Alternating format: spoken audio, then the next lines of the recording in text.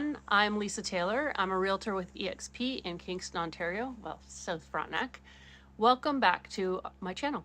Today we're diving into a topic that affects many Canadian cottage owners, and that's the new capital gains rules. We'll explore the changes to the principal residence rules. We'll discuss the new capital gains inclusion rate and the $250,000 exclusion and what this means. The changes came into effect on June 25th, 2024, so we're stuck with them. And many predicted that there would be an offloading of cottages to avoid being impacted by the change in the capital gains rules. This did not truly come to fruition, and a lot of that may have to do with the nature of cottages, at least here in Ontario.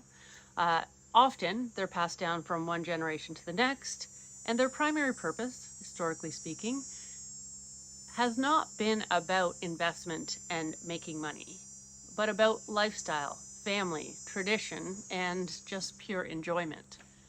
We love our summers, and cottages have been a big part of that.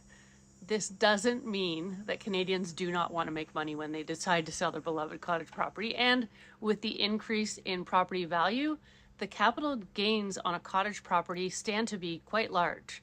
So let's dig into what these changes mean to the bottom line. Let's start with the principal residence changes.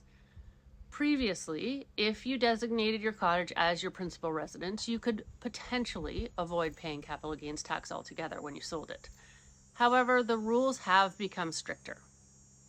Now, to qualify for the principal residence exemption, you must demonstrate that you or your family use the cottage as your main residence each year that you claim the exemption. Each year, this is a change. This includes proving consistent use and possibly providing additional documentation like utility bills, insurance, and property tax records.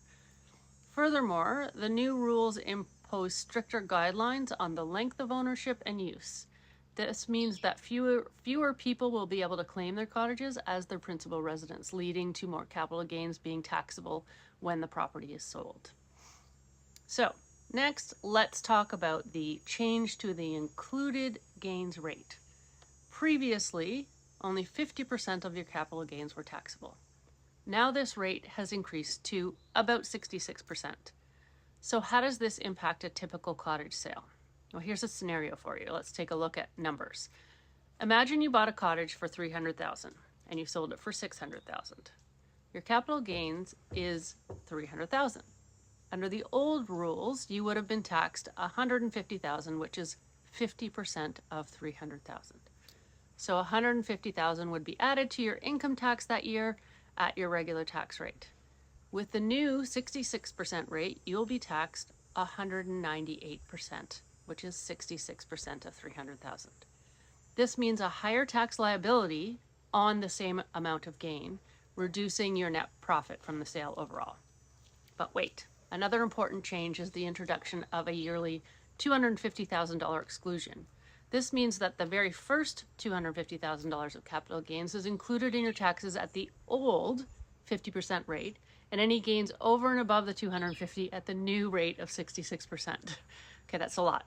For example, if you sell your cottage and make a capital gain of $300,000 in a single year, this is the old scenario, the first $250,000 will be taxed at the old 50% rate, meaning $125,000 is taxable.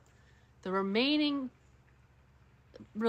50,000 will be taxed at the new 66% rate at 33% taxable. And this creates a blended tax rate for those with capital gains exceeding the $250,000 cap. So what does this all mean for you? These changes make it more important than ever to carefully plan your cottage sale. So here are a few things to consider.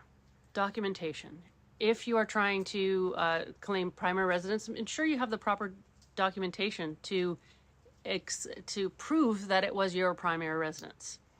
Timing. Consider the timing of your sale to possibly stay within the $250,000 yearly cap, although that's sometimes unrealistic. Get professional advice. Go over your options. Ensure compliance with the new rules. We know these changes are or can be complex, but understanding them is crucial for making informed decisions about your cottage property.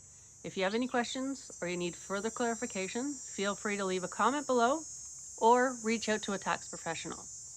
Thank you for watching. Don't forget to like, subscribe, and hit the bell icon for more updates and tips. See you in the next video.